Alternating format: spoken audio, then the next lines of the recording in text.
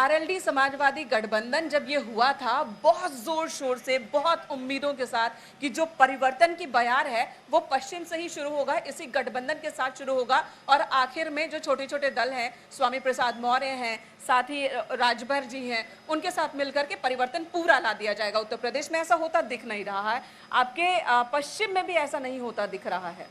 नहीं, जब तक ईवीएम नहीं खुल जाती है, जब ईवीएम खुलेगी तभी ना स्पष्ट हो सकता है। इस तरह के जो एग्जिट पोल है, मैं तो आज तक मुझे पता नहीं चला कि ये चैनल डेटा कहाँ से ले आते हैं। ठीक है, जो दिखा रहे हैं, किन लोगों से बात कर लेते हैं, ये डेटा कहाँ से ले आए। अच्छा ठीक है, सुनिए अनिल जी, ठीक है, ये परिपाटी है। जब काउंटिंग होगी तभी पता चल पाएगा। बिल्कुल अनिल जी, यही बात मैं भी कह रही हूँ कि ये एग्जिट पोल है, एग्जैक्ट पोल नहीं है। नतीजों के बाद ही साफ साफ पता चलेगा कि एग्जिट पोल कितने सही कितने गलत, लेकिन उससे पहले एक चर्चा तो हो रही है और होगी ही, क्योंकि कोई एक एजेंसी नहीं है जो ऐसा कर रही है, तमाम एजेंसियां हैं और सबके लगभग उसी तरह के आ रहे हैं। और जैसा कि बार बार दावे किए जाते रहे, खासकर समाजवादी पार्टी की ओर से और आरएलडी की ओर से, कई सारी एजेंसियों को, कई सारे चैनल्स को आप लोगों ने उनकी क्रेडिबिलिटी पर सवाल उठाया थ्रू आउट द इलेक्शन, लेकिन यहाँ तो मिक्स्ड है, ये मिक्स्ड है, किसी एक दो का रिएक्शन नहीं है। ठीक है, नहीं, लेकिन मैंने ये कहा ना कि आज तक मुझे तो यही नहीं पता चला कि किन लोगों से सर्वे चैनल के लोगों ने किया है, किन लोगों से बात की, कितने लोगों से बात की। मैं इतने सालों से राजनीति में हूँ, मुझसे तो पूछने कोई आज तक नहीं आया, तो और ना मुझे कोई मिला जिसने ये कहा हो कि हमसे किसी ने पूछा था। हाँ। तो आप एक अनुमान लगा करके इस तरह की चीजें कर रहे हैं जिसका कोई औचित्य नहीं है। जब अब इस पर हम बहस करें, 10 तारीख को मतगणना होगी और उसमें सारी चीजें स्पष्ट हो जाएगी। तो जब एग्जैक्ट पोल 10 तारीख को आ रहा है तो इस पर बहस करना एक जिसका कहीं कोई औचित्य ही नहीं है, जब हमें कुछ पता ही नहीं कि अनिल जी, आपके इस बात पर और हम बातचीत आगे रखेंगे, लेकिन उससे पहले हम अपने दर्शकों को सुनाते हैं कि क्या दावे सीएम योगी आदित्यनाथ की ओर से किए गए हैं, कितनी सीटें मिलने के बार बार सीएम कह रहे हैं कि हम 300 से ज्यादा 325 के आसपास सीट इस बार भी जीतने वाले हैं, 80% हमारा और 20% में बंटवारा। ये बात सीएम ने एक बार फिर न्यूज 18 के साथ खास बातचीत में कही। वहीं पूर्व मुख्यमंत्री अखिलेश यादव वो भी यही दावे कर रहे हैं, हालांकि शुरू में वो 400 सीट कह रहे थे, अब वो 300 सीट कह रहे हैं कि उनको भी मिलने जा रही है। दोनों को सुन लेते हैं, उसके बाद चर्चा आगे बढ़ाएंगे।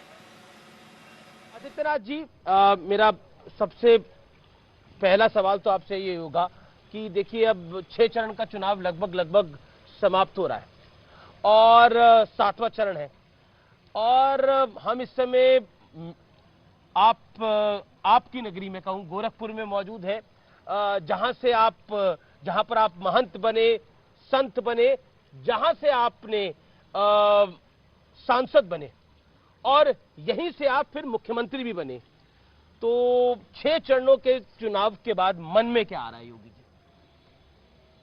देखिए, प्रदेश में जनता जनार्दन का जो अपार स्नेह प्रधानमंत्री मोदी जी के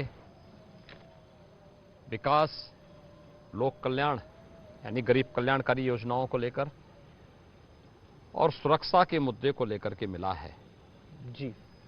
6 चरणों के जो रुझान हैं वो इस बात को स्पष्ट करते हैं कि भारतीय जनता पार्टी फिर एक बार 300 पार के लक्ष्य को अपना प्राप्त करेगी, प्रचंड बहुमत की सरकार प्रदेश में बनाएगी। समाजवादी पार्टी का पहले दिन से टारगेट ये था कि उत्तर प्रदेश में 400 सीटें कैसे जीती जाए, और जब टारगेट इतना बड़ा था तो उसकी तैयारी उसी हिसाब से की। मुझे खुशी है कि जहाँ जहाँ समाजवादी पार्टी ने गठबंधन किया, उस गठबंधन के सहयोगी दलों को समर्थन मिला, चाहे वो आरएलडी का गठबंधन रहा हो, चाहे उनका राजभर जी का हो, संजय चौहान को साथ लाए, महान दल को साथ लाए, अपना दल कमेरा रहा, या अन्य दलों को जो साथ लाने का काम हुआ उसको समर्थन मिला है। मुझे लगता है कि जो टारगेट था 400 का, उसके लिए मेहनत हुई है, तो कम से कम 300 सीटें तो गठबंधन जीतने जा रहा है। ठीक है, तो दावे दोनों के सुन लिए आप लोगों ने एक बार फिर से, और इस वक्त हमारे साथ प्रखर जी भी जुड़े हैं, पीएसपी से हैं, समाजवादी पार्टी के साथ हैं। प्रखर जी, मैं ये नहीं कर रही कि यही एग्जिट पोल एग्जैक्ट पोल होने जा रहा है, तस्वीर बदल भी सकती है, लेकिन अगर यही आंकड़े आते हैं, मंथन तो होगा ना, ये तो कोशिश होगी जानने की कि कहाँ कमी रह गई, इतनी कोशिशों के बाद भी क्यों नहीं हम सत्ता में आ रहे हैं। तो उन आंकड़ों में, और वो आकलन पहले से भी होने लगते हैं, ऐसा कि नहीं होता है। थ्रू आउट दी इलेक्शन भी होता है कि कई बार पार्टी कोई एक स्टेप उठाती है तो कार्यकर्ताओं के मन में होता है कि हाँ, इससे हमें कितना फायदा है और कितना नुकसान। पीएसपी जिस तरह से समाजवादी पार्टी के साथ आते हैं और जितनी सीटों की जरूरत थी मिली नहीं, क्या ये सारे फैक्टर्स भी काम करेंगे इस पर? देखिए, सबसे पहले मैं आपको एग्जिट पोल के बारे में बोलना चाहूँगा। तो आप जस्ट पीछे के 2 इलेक्शन चले जाइए, बंगाल के और दिल्ली के। ठीक है, दोनों के एग्जिट पोल आप देखेंगे तो बीजेपी पूर्ण बहुमत से सरकार बना रही थी। वहां पर ज्यादातर पोल्स में यही दिखाया गया था। और हुआ क्या? तो मेरा कहना है कि 10 तारीख का इंतजार करें और रिजल्ट आपके सामने आ जाएगा। समाजवादी गठबंधन पूर्ण बहुमत से सरकार बनाने जा रहा है। दूसरी चीज, अभी बीजेपी के मैं प्रवक्ता ने एक बच्चे का एग्जाम्पल दिया, तो मैं इसमें बोलना चाहूंगा, एक बच्चा है जो क्लास में जाता है, दिन भर दिखता है मगर कुछ काम नहीं करता।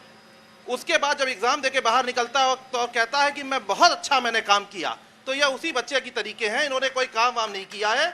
और इस देश के युवा को रोजगार चाहिए। वो आज सम्मान के साथ काम करेगा, अपने पैसे कमाएगा और उससे अपने घर में राशन लाएगा। ठीक है, हमको उस लायक बनाना है। आप ये कह रहे हैं कि काम कुछ हुआ नहीं, फोटो सेशन हुआ, सिर्फ दिखावा हुआ कि मैं यहाँ हूँ, काम नहीं हुआ। जवाब मैं लूंगी आपसे, वापस रिएक्शन लूंगी, लेकिन कांग्रेस का भी एक रिएक्शन, उसके बाद में चलो ब्रेक लूंगी और फिर लौटकर उनके कमेंट पर आपका रिएक्शन लूंगी। के पांडे जी, कांग्रेस ने शुरू में लगा कि प्रियंका गांधी वाकई कुछ कमाल दिखाने आ रही हैं हर एक मुद्दे पर, चाहे वो लखीमपुरी की घटना हो, उन्नाव का मसला हो, हाथरस का मसला हो। समाजवादी पार्टी से भी पहले कांग्रेस महासचिव वहां पहुंचती है, मुद्दों को उठाया जाता है, सड़क पर संघर्ष दिखता है। लेकिन जो एग्जिट पोल में आंकड़े आ रहे हैं वो कहीं जस्टिफाई उस चीज को करते दिख नहीं रहे। कहाँ कोई कमी रह गई? देखिए, आज सवाल आपका एग्जिट पोल पे है और हम सारे साथी बैठे हैं एग्जिट पोल पे। तो मैं ये बता रहा हूं कि यह एग्जिट पोल विज्ञापन पोल है, पूरी तरह से मीडिया का विज्ञापन पोल है। और मीडिया को धन्यवाद इस बात के लिए कि सरकार ने जिस तरह से जितना विज्ञापन जिस चैनल को दिया उतना तक वो पहुंचाया।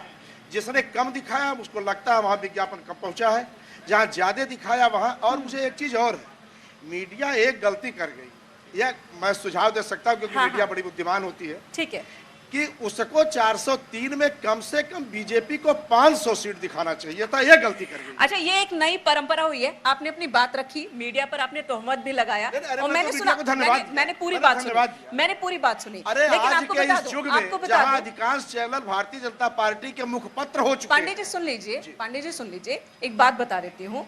यही मीडिया और यही एजेंसियां, हालांकि जो एग्जिट पोल होते हैं वो प्राइवेट एजेंसियां करती हैं, मीडिया का उससे टाई अप होता है, मीडिया वाले नहीं जाते हैं एग्जिट पोल में शामिल होने। ठीक है, और यही एग्जिट पोल जो है वो उत्तराखंड में कांग्रेस को सरकार बनाते भी दिख रही है। ठीक है, तो ये बहुत आसान होता है पूरे इलेक्शन के दौरान। पूरे, मैं एक ब्रेक के लिए रुकना होगा, लौटूंगी आपसे, इस पर रिएक्शन भी लूंगी। पूरे इलेक्शन के दौरान हमने देखा कि मीडिया की क्रेडिबिलिटी को लेकर बार बार सवाल उठाए जाते रहे, लेकिन जो आंकड़े हैं, एग्जिट पोल है, वो थर्ड पार्टी का है। वोट दे रहे हैं मतदाता, वोटिंग कर रही है आम जनता, रिएक्शन हम आम लोगों के दिखा रहे हैं। तो ये आसान है कि जब अपनी तरफ की बात ना हो तो तोहमत लगा दो सामने वाले पे, खुद से सवाल हो जाए तो सवाल करने वाले पे सवाल लगा दो। चलिए एक ब्रेक के लिए रुकते हैं, तुरंत लौटेंगे।